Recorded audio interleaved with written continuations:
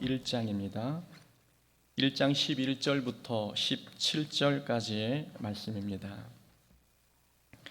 요나 1장 11절부터 17절까지의 말씀입니다. 우리 한 절씩 교독하겠습니다. 바다가 점점 흉용한지라 무리가 그에게 이르되 우리가 너를 어떻게 하여야 바다가 우리를 위하여 잔잔하겠느냐 하니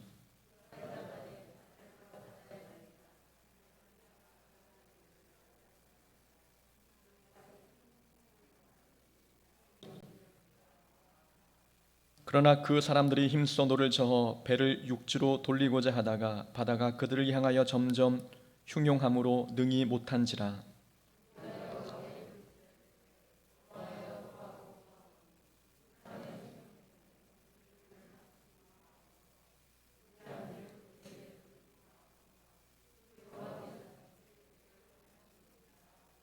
요나를 들어 바다에 던짐에 바다가 뛰노는 것이 곧 그친지라.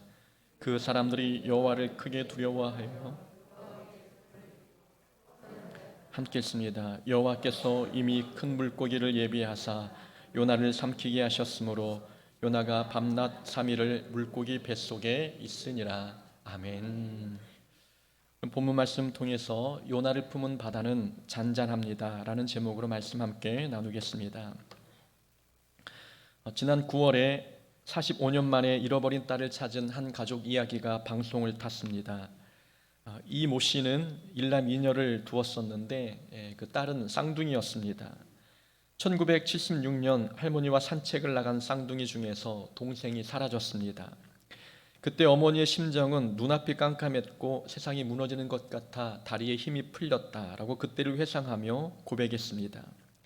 경찰에 신고를 하고 서울에 있는 보육원과 또 전국의 보육원을 샅샅이 뒤졌습니다. 유명 일간지와 신문 그리고 기독교 방송국에도 사연을 보내 딸을 찾으려고 노력했지요. 백방으로 찾아 나섰지만 결국 찾지 못하고 45년의 세월이 흘렀습니다. 혹시 딸을 만날 수 있지 않을까 싶어서 엄마는 딸을 잃어버린 근처에서 가판대를 했습니다. 가판대에서 신문이나 복권을 팔면서 지나가는 여성을 유심히 살펴보는 것이 엄마의 일과였습니다. 45년의 세월 동안 엄마가 얻은 것은 새까맣게 타버린 마음과 그리고 우울증이었습니다. 딸을 잃은 아빠는 5년 전에 돌아가셨지만 죽는 순간까지 잃어버린 딸이 불쌍하다며 눈을 제대로 감지 못했습니다. 딸을 잃은 부모의 마음은 죽는 순간까지 잃어버린 딸에 대한 걱정뿐인 것 같습니다. 그러다가 쌍둥이 동생을 보았다는 목격담이 있었고 수소문 끝에 미국에 공무원으로 일하고 있다는 사실을 알게 되었습니다. 그래서 지난 9월 45년 만에 극적으로 가족이 상봉하였습니다. 딸을 만나자마자 엄마가 많은 말을 합니다. 살아있어줘서 고맙다, 사랑한다, 죽어도 여한이 없다. 이 많은 말들 중에 마음에 와닿는 말이 하나 있었습니다. 집에 가자라는 말이었습니다. 엄마는 딸을 보자마자 집에 가자라는 말을 연신 외쳐댔습니다. 그 의미가 그 말이 다른 의미로 들렸습니다. 이제 엄마는 진짜 집에 갈 수 있게 되었습니다.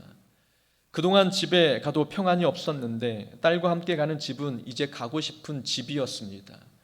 집에 있어도 마음에 평안이 없고 마음은 딸에게 가 있으니 집에 누워 있어도 발편이 뻗고 누울 수 없는 것이 엄마의 마음이었습니다. 그러나 이제 딸과 함께 가는 집은 평안과 안도감을 줄 수 있는 그런 행복한 집이었습니다.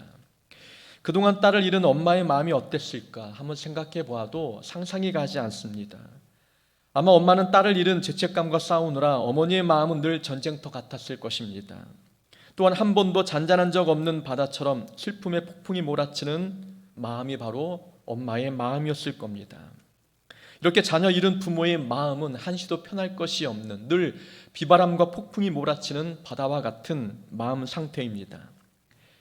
단장이라는 고사성어가 있습니다. 슬픔이 너무 커서 창자가 끊어지는 것 같은 고통을 느낀다는 뜻이지요.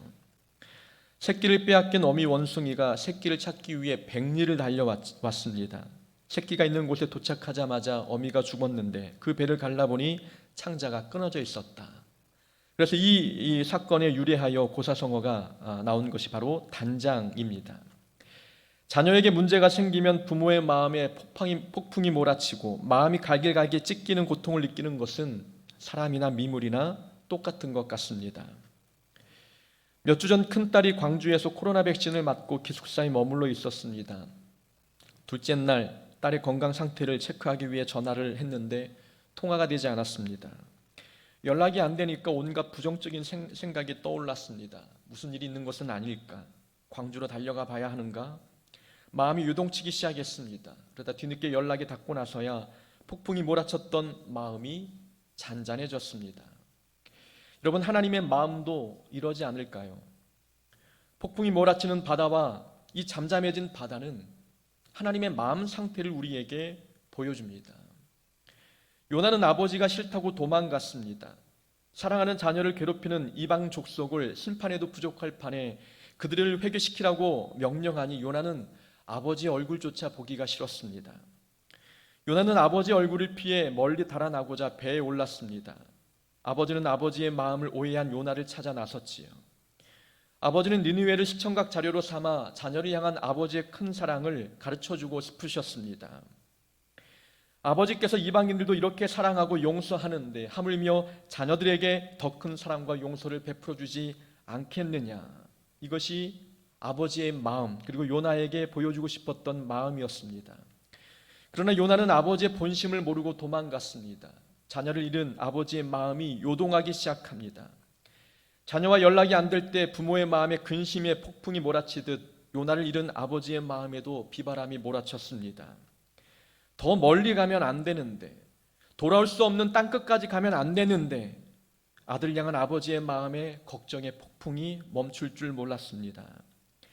아버지는 배 밑에 잠든 아들을 발견했습니다. 아들이 일어날 생각을 하지 않는 겁니다. 아버지는 더 큰 풍랑을 보내 아들을 크게 부르고 잘못한 배에서 속히 내리라고 손짓했습니다. 지금 일어나지 않으면 위태로운 아들의 삶은 완전히 산산조각이 날 것 같았기 때문입니다. 요나가 바다에 던져졌습니다. 바다에 던진 것 같지만 바다같이 넓은 아버지 사랑에 뛰어든 것과 같습니다. 자녀를 품에 안은 부모가 마음이 평안해지듯 요나를 품에 안은 아버지의 마음도 잔잔해졌습니다. 바다는 하나님의 마음을 시각적으로 보여주는 매개체입니다. 폭풍이 몰아치는 바다는 자녀를 잃은 아버지의 마음을 보여주고, 잠잠해진 바다는 자녀를 품에 안은 아버지의 마음을 우리에게 알려줍니다. 인당수에 제물로 바쳐진 심청이처럼 요나가 하나님의 진노를 풀기 위해 제물로 바쳐진 것 아닙니다. 요나가 하나님의 심판을 받아서 바다가 잔잔해진 것도 아닙니다.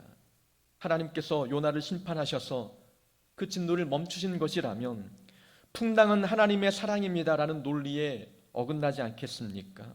하나님은 요나를 심판한 것이 아니라 품에 안으신 겁니다. 요나서를 설교할 때 첫 번째 제목이 도망가는 그리스도인이었습니다. 두 번째 설교 제목은 하나님의 사랑의 추격전이었지요. 하나님께서는 도망가는 그리스도인을 사랑의 마음을 가지고 추격하셨습니다. 추격 끝에 사랑하는 자녀를 발견하셨다면 그 다음에 하나님이 하실 행동은 무엇이겠습니까? 심판입니까? 아니면 품에 안으시는 것입니까? 심판이 아니라 품에 안으시는 것이 그 다음 단계 아니겠습니까? 요나가 바다에 뛰어든 것은 하나님의 심판을 받은 것이라 말하기는 어렵습니다. 하나님께서 요나를 원했고 요나를 품에 안으셨고 자녀를 찾으신 하나님 아버지의 마음이 잔잔해진 것입니다. 바다에 요나가 빠지자 파도가 잠잠해졌습니다. 잠잠해진 바다를 보니까 폭풍은 정말 요나 때문에 발생한 것이 맞았습니다. 그것만 보더라도 하나님이 원하는 대상이 요나였음을 분명히 깨닫지 않습니까? 하나님은 요나를 찾을 때까지, 요나를 마음에 품을 때까지 그 마음의 요동함을 멈추지 않으셨습니다. 본문에 보니까 바다가 점점 흉흉해졌습니다. 하나님의 마음은 지금 다급한 겁니다. 시간이 없다는 것을 보여주고 있는 거죠. 빨리 요나를 원하고 싶은, 그 품에 안고 싶은 하나님의 마음을 보여주고 있습니다. 하나님은 요나를 얻기 위해 풍랑을 동원하셨습니다. 꼭 요나가 아니어도 되었지만 하나님은 요나를 대체할 다른 사람을 원하지 않으셨습니다. 그럴 마음이 없는 거죠. 한번 택한 사람이라면 포기하지 않는 것이 바로 하나님의 사랑이었습니다. 우리는 이런 하나님의 모습을 보면서 한 가지 교훈을 얻게 됩니다. 하나님은 우리를 원하신다는 겁니다. 하나님은 우리를 대체하는 다른 자를 원하는 분이 아니라 우리 자체를 원하십니다. 요나서에는 반복되는 단어가 많이 나옵니다. 15절에 보니까 선원들은 요나를 바다에 던졌습니다. 던졌다라는 단어가 15절에 나오는데 이 던졌다라는 단어는 5절에도 나옵니다. 큰 폭풍이 일어나 배가 거의 깨지게 되자 서공들이 배를 가볍게 하려고 물건을 바다에 던졌습니다. 여기에도 던졌다라는 단어가 사용이 되지요. 4절에도 동일한 단어가 나옵니다. 여호와께서 큰 바람을 바다 위에 내리시매. 내리시매라는 단어는 던졌다라는 단어와 같은 단어입니다. 그러니까 하나님은 풍랑을 바다에 던진 겁니다. 요나가 만난 풍랑은 사도행전 27장에 나오는 유라굴로 광풍과 같은 풍랑입니다. 요나와 바울이 만난 풍랑은 지중해에서 자주 출몰하는 광풍이었지요. 그러나 사도행전에서는 이 광풍을 던졌다라고 표현하지 않았습니다. 그런데 오늘 요나서에서는 하나님께서 광풍을 던진 것으로 묘사하고 있습니다. 그런 단어, 던졌다라는 단어를 사용했다는 것은 다분히 의도가 있는 표현입니다. 하나님께서 광풍을 던지신 이유는 무엇 때문이겠습니까? 요나를 얻기 위함입니다. 그럼 하나님께서 광풍을 던지셨다면 요나는 자기 자신을 하나님께 던져야 했습니다. 그러나 사람들은 물건만 던졌습니다. 요나가 자신을 바다에 던지라고 하자 선원들은 요나를 살리고자 배를 육지에 데려고 노력했습니다. 하나님은 요나를 원하시는데 선원들은 요나 말고 다른 대안을 찾고 있는 거죠. 하나님은 요나의 부수적인 어떤 것이 아니라 요나 자체를 원하십니다. 하나님은 우리를 원하십니다. 하나님께서 우리를 원하시는데 우리는 선원들이 그랬던 것처럼 다른 것을 하나님께 드리고 있지는 않습니까? 우리의 대체자나 우리의 부수적인 어떤 것을 하나님 원하지 않고 하나님은 우리를 원하십니다. 우리는 순종을 기도로 대체하거나 순종을 헌금으로 대체할 때가 있습니다. 순종할 수 없으니 다른 것을 하나님께 드리겠다는 모습이지요. 순종이란 내가 드리고 싶은 것을 드리거나 내가 하고 싶은 것을 하는 것이 아닙니다. 순종이란 하나님께서 원하시는 것을 드리고 하나님께서 행하기를 원하시는 것을 하는 것, 이것이 순종입니다. 하나님은 우리를 원하십니다. 우리 자체를 원하시는 분이십니다. 예수님께서 마리아가 옥합을 깨뜨리신 것에 감동하셨습니다. 고가의 향유를 하나님께 드렸기 때문에 예수님이 감동하셨습니까? 아닙니다. 마리아는 마리아 마음 전부를 하나님께 드린 겁니다. 마리아를 받으시고 하나님은 기뻐하셨던 거죠. 과부의 두 렙돈 헌금을 기뻐하신 이유도 돈 때문이 아닌 마음 전부를 드린 과부의 모습을 보셨기 때문입니다. 아브라함이 하나님께 믿음을 인정받았을 때에도 이삭을 제물로 드렸을 때입니다. 아버지가 아들을 제물로 드린 것, 전부를 드린 것과 같은 모습 아니겠습니까? 하나님은 아브라함이 자기 전부를 드리는 이 모습을 보고 기뻐하셨습니다. 그러니까 하나님은 우리가 우리 자신을 드리는 것, 이것을 하나님은 받기를 원하시는 분이십니다. 우리를 대체할 다른 것으로 하나님을 기쁘게 할 수 없고 우리의 모습 이대로를 하나님께 드릴 때 하나님은 이 모습을 기뻐하십니다. 하나님은 우리를 위해 하나님의 전부를 던지셨습니다. 하늘 보좌의 영광을 던지셨고 이 땅에 인간의 모습으로 오셨습니다. 하나님은 십자가의 독생자 아들 예수를 던지셨습니다. 십자가 위에서 아들 예수는 살이 찢기고 물과 피를 쏟으셨습니다. 아들 예수님을 던지셨다는 것은 우리를 위해 하나님은 모든 것을 던지셨음을 표현하고 있는 것입니다. 그럼 우리도 하나님께 우리 자신을 던져야 되는 것입니다. 우리를 원하시는 이유는 우리가 하나님께 도움이 되기 때문이 아닙니다. 하나님 우리를 사랑하시기 때문에 우리를 원하시는 겁니다. 우리를 이용하거나 우리를 도구 삼거나 우리를 통해서 하나님이 놀라운 어떤 혜택을 얻기 위함이 아닙니다. 단지 사랑하기 때문입니다. 너희 하나님 여호와가 너희 가운데 계시니 그는 구원을 베푸실 전능자이시라. 그가 너로 말미암아 기쁨을 이기지 못하시며 너를 잠잠히 사랑하시며 너로 말미암아 즐거이 부르며 기뻐하시리라. 우리가 하나님을 기쁘게 할 수 있겠습니까? 우리는 죄인이고 흠이 많고 부족합니다. 늘 마음이 줄꿀듯 변하는 것이 우리의 모습입니다. 그런데 하나님은 우리를 통해서 기뻐하신다 말씀하고 있습니다. 우리가 잘해서 하나님이 기뻐하는 것이 아니라 우리를 향한 하나님의 사랑이 크기 때문에 우리가 기쁜 겁니다. 사랑이 크면 사랑의 대상이 무엇을 해도 기쁘지 않습니까? 무엇을 해도 기쁜 거예요. 어릴 적 자녀들의 벗어놓은 신발만 봐도 그 아이가 사랑스러운 겁니다. 콧물 흘리고 그리고 땡깡을 피워도 부모의 사랑이 크면 자녀의 그 모습까지도 사랑스럽습니다. 하나님은 우리가 잘해서 하나님을 기쁘게 하는 것이 아니라 하나님의 사랑이 크기 때문에 그 큰 사랑으로 우리를 바라보니 우리 모습 자체가 하나님께는 기쁨이었습니다. 우리가 무엇인가 일을 잘해서 하나님이 우리를 원하시는 것이 아니라 하나님 우리를 사랑하시기 때문에 우리 자신을 원하시는 것입니다. 우리를 원한다는 것은 우리의 전부를 원하신다는 하나님의 의도가 담겨 있는 것이지요. 만일 너희 믿음의 재물과 섬김 위에 내가 나를 전제로 드릴지라도 나는 기뻐하고 너희 무리와 함께 기뻐하리니. 사도 바울은 자기의 몸을 하나님께 전제로 드리겠다 고백하고 있습니다.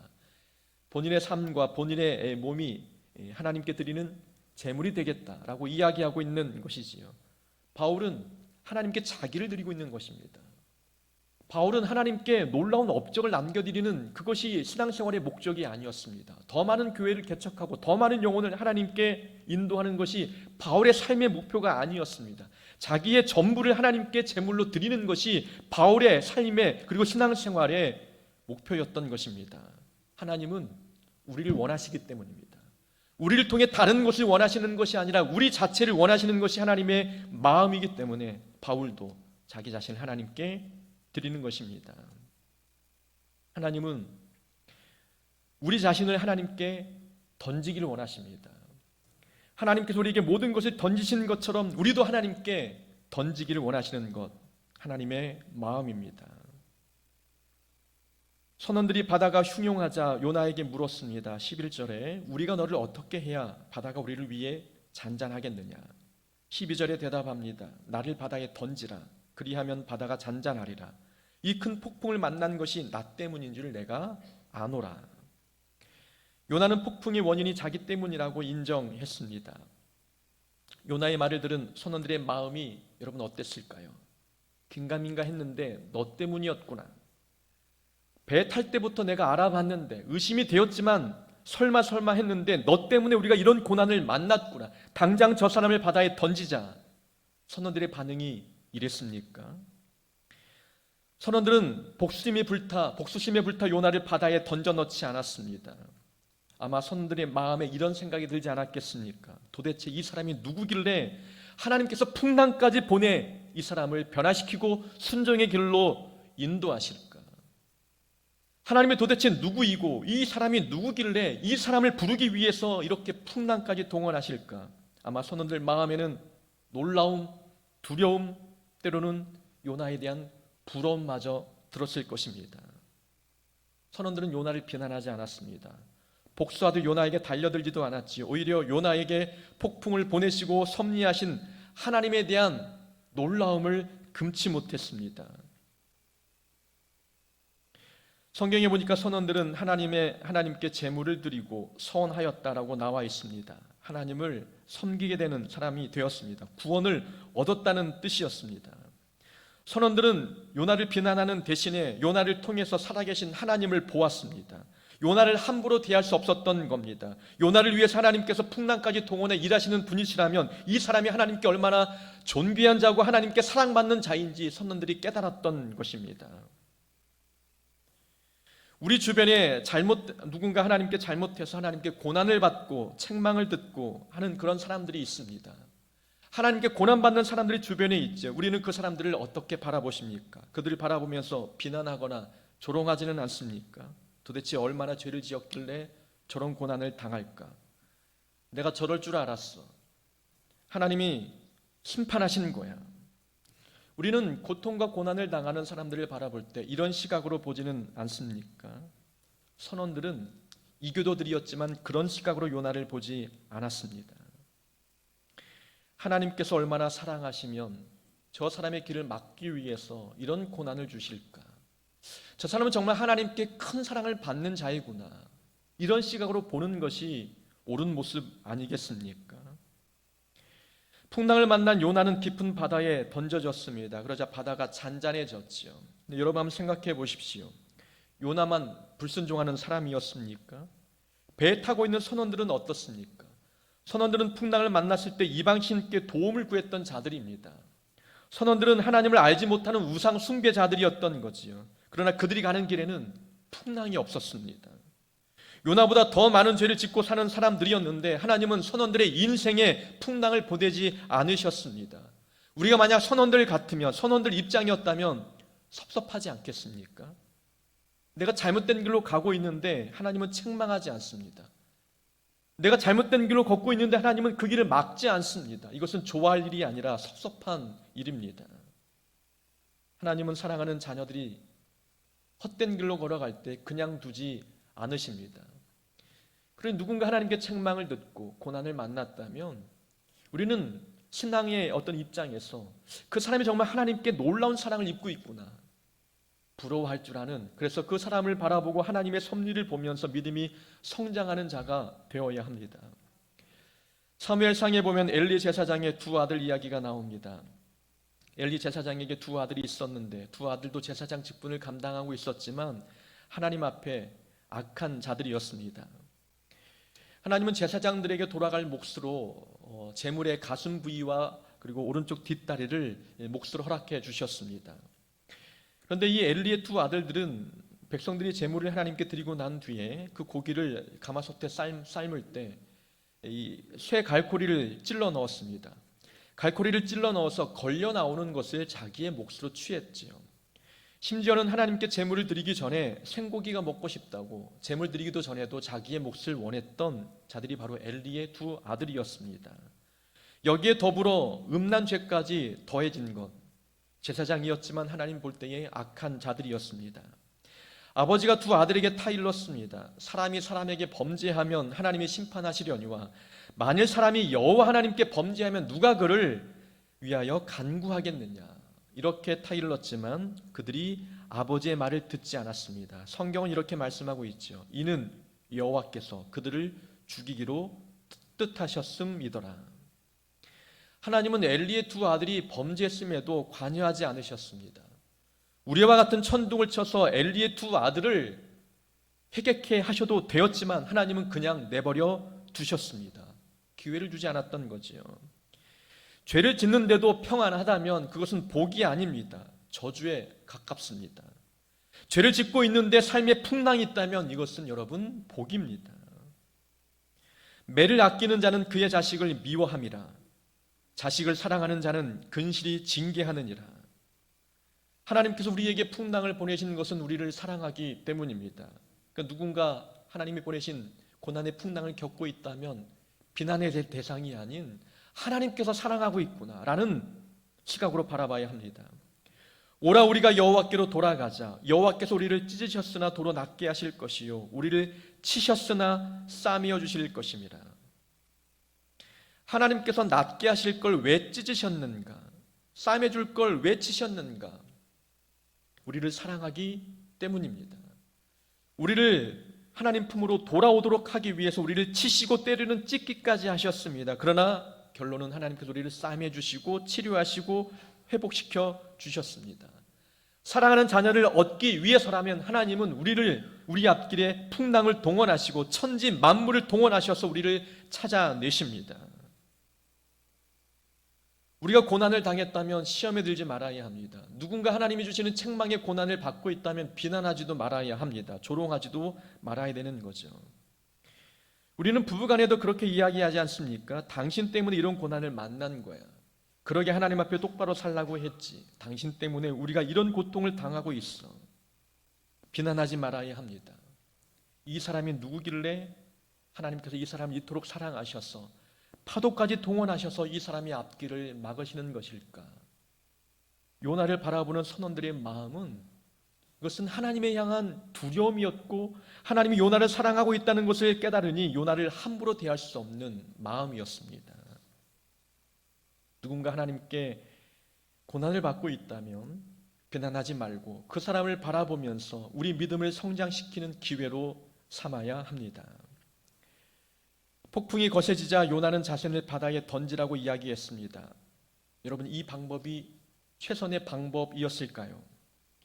요나는 어떤 마음으로 바다에 자기를 던지라고 이야기했을까요? 풍랑이는 바다에 뛰어드는 것은 자살 행위와 같습니다. 요나는 정말 죽으려 했던 것일까요? 어떤 주석가는 요나가 바다에 뛰어든 행위는 또 다른 불순종이라고 해석했습니다. 내가 죽을지언정 회개는 하지 않겠다라는 것이 요나의 심보였던 거죠. 심하게 말하면 요나는 자기가 죽어 하나님의 계획을 망가뜨리는 한이 있어도 나는 회개하지 않겠다. 다른 건 몰라도 니느웨는 절대 가지 않겠다. 차라리 나를 죽여달라고 하나님 앞에 불순종하는 모습을 보이고 있는 것입니다. 요나가 회개했다면 하나님께서 폭풍을 멈추게 하지 않으셨겠습니까? 눈물 어린 회개로 하나님 앞에 통회하며 자복하고 하나님 앞에 항복하며 순종하겠다고 다짐했다면 하나님께서 큰 물고기를 준비하지 않으셔도 되셨을 겁니다. 풍랑을 잔잔케 하시고 요나를 다시 부르셔서 니느웨에 보내셨을 것입니다. 요나는 자기의 뜻을 굽히지 않은 겁니다. 1장 어느 곳에도 요나가 기도했다는 내용, 회개했다는 내용이 나오지 않습니다. 요나는 자기의 뜻을 굽히지 않고 고집을 피우고 있습니다. 이것이 본인에게는 믿음이고 신앙인 줄 착각했던 겁니다. 요나가 볼 때 니느웨는 용서받을 수 없고 용서해서도 안 되는 민족이라고 생각했습니다. 자기가 옳다고 생각하면 그게 자기 믿음이 되고 신앙이 되는 사람이 바로 요나와 같은 사람입니다. 요나가 가지고 있는 것은 신앙이 아니라 자기 신념입니다. 신념과 신앙은 다릅니다. 신앙의 대상은 하나님이지만 신념의 대상은 자기 생각입니다. 신앙은 하나님에게서 오는 것이지만 신념은 자기 생각에서 옵니다. 자기 생각을 믿는 것이 신념이고 하나님의 뜻과 섭리를 믿는 것이 신앙입니다. 사도 바울이 예수님을 믿기 전에 그리스도인들을 핍박했습니다. 스데반 집사가 돌에 맞아 죽어갈 때 스데반 집사의 죽음을 마땅히 여긴 자가 바울이었지요. 바울은 핍박을 피해 먼 지역까지 도망간 그리스도인들을 잡기 위해서 다메섹까지 따라가는 열정을 보였습니다. 바울은 자기 신념을 가지고 살았던 사람이었습니다. 바리새인들도 신앙이 아니라 신념으로 사는 자들입니다. 바리새인들은 예수님의 가르침보다도 자기들이 정한 율법 규정을 더 신뢰하고 믿었습니다. 그러다 보니 예수님께서 안식일에 죽어가는 영혼들을 고쳐주셔도 바리새인들은 감사하지 않습니다. 놀라지도 않습니다. 오히려 안식일을 범했다는 이유로 예수님을 정죄했습니다. 자기의 신념이 마치 믿음인 것처럼 착각하고 사는 거지요. 신념은 자기 이론과 자기 지식과 자기 생각을 믿는 거지요. 그래서 다른 사람들의 말을 잘 듣지 않습니다. 신념을 붙들고 사는 사람은 다른 사람의 말을 잘 듣지 않습니다. 신념을 붙들면 이기적인 모습과 자기 중심적인 모습을 보일 수가 있습니다. 그래서 대부분 양보도 없고 생각이 편협하고 일방적입니다. 신념은 율법주의에 빠질 위험이 높고 교만으로 이어질 위험이 있습니다. 마음에서 떠오르는 생각이 있으면 그것을 말씀을 토대로 검증하기 전에 모두 하나님의 말씀이라고 믿어버립니다. 그래서 신념을 붙들고 사는 사람은 신비적이고 비현실적인 것에 매몰될 위험이 있습니다. 신앙은 하나님의 말씀을 믿습니다. 진리가 중심에 있고 성경적입니다. 그래서 합리적이고 상식이 통하며 이타적입니다. 하나님의 생각이 우선이다 보니까 자기 생각과 맞지 않아도 하나님의 뜻이라면 자기 생각을 내려놓습니다. 그래서 양보할 줄 알고 마음을 넓게 쓸 줄 압니다. 율법적이기보다도 신앙이 있는 사람은 긍휼과 자비와 은혜의 법칙을 실천합니다. 신앙이 순금과 같다면 신념은 도금된 납덩어리와 같습니다. 그래서 겉으로 볼 때는 신념인지 신앙인지 자기 자신도 잘 모를 때가 있습니다. 우리는 신념을 붙들고 사는 사람입니까? 아니면 정말 하나님을 향한 신앙을 붙들고 사는 사람입니까? 제가 예전에 한 집사님께 교회 일에 대해서 부탁을 드렸습니다. 어려운 일도 아니었는데 그 일이 부담이 되었는지 그 집사님이 시험에 드시고 교회를 떠나려 하셨습니다. 상담을 하면서 말씀을 이렇게 드렸습니다. 집사님은 저와 개인적인 친분도 두텁고 그리고 제가 목사이기 때문에 목사 입장에서 부탁을 드린 것인데 한번 순종해 주셨으면 좋았을 텐데 그게 그렇게 좀 어려우셨습니까? 라고 말씀드렸습니다.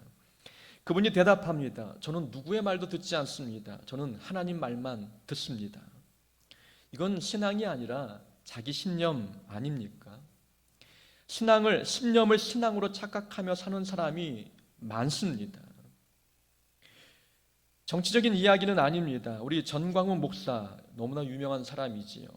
목사도 신앙이 아닌 자기 신념으로 산다는 것을 보여주고 있는 대표적인 인물입니다. 정치 신념이 자기 신앙인 줄 알고 있는 거지요.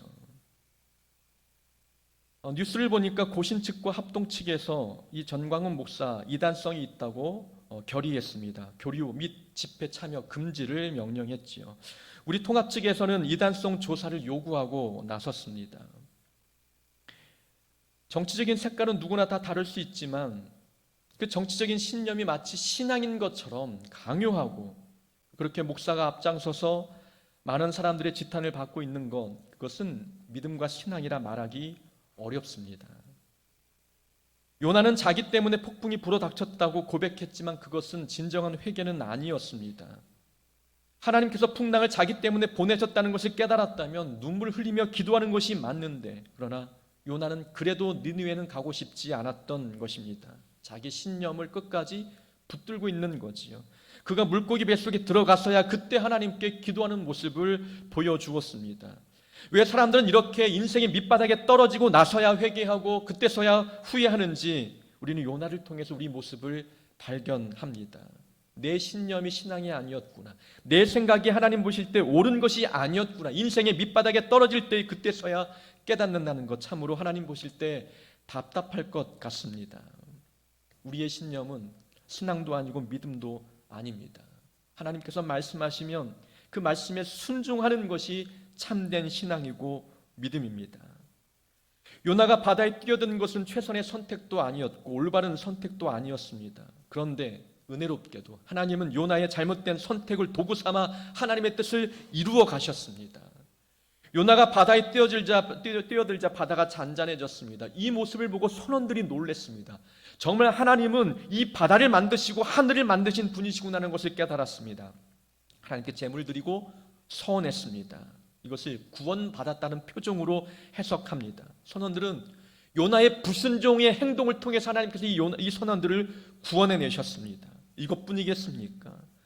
요나는 물고기 뱃속에서 3일을 거했습니다.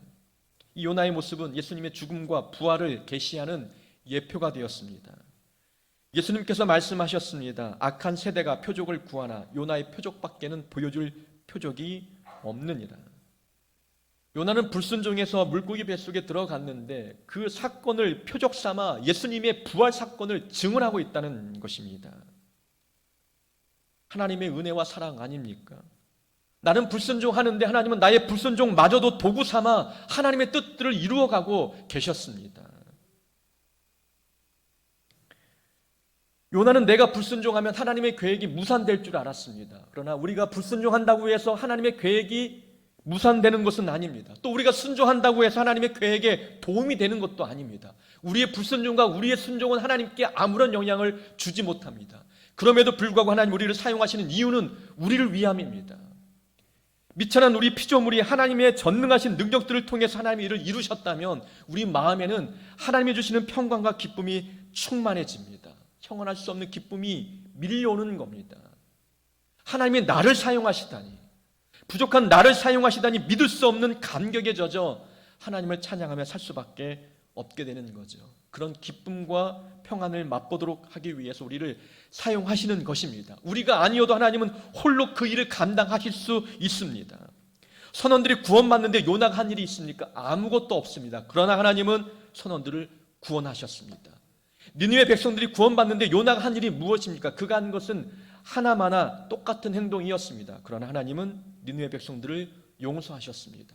그러니까 우리를 통해서 하나님이 일하지 않으셔도 하나님은 놀랍게 그 놀라운 결과들을 당신 홀로 만들어내실 수 있는 분이십니다.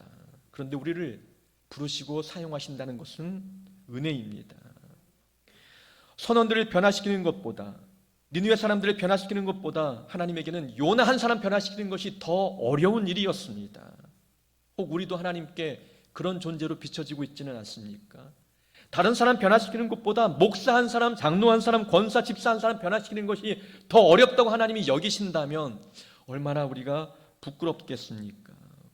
그래도 하나님은 인내의 사랑을 가지고 요나를 끝까지 부르십니다. 요나를 품에 안으실 때까지 그 마음의 폭풍이 잔잔해지지 않습니다. 이런 요나를 사랑하시고 끝까지 변화시키기 위해서 애쓰시는데 하물며 우리를 향한 하나님의 사랑이 중단되겠습니까? 하나님은 지금도 우리를 사랑하시고 우리가 변화되기 위해서 기다리고 계십니다. 그런 하나님 앞에 불순종의 모습보다도 순종의 모습으로 나아가는 자가 되어야 될 줄로 믿습니다. 그런 모습으로 하나님 앞에 나아가는 복된 자녀 되기를 주의 이름으로 축원합니다.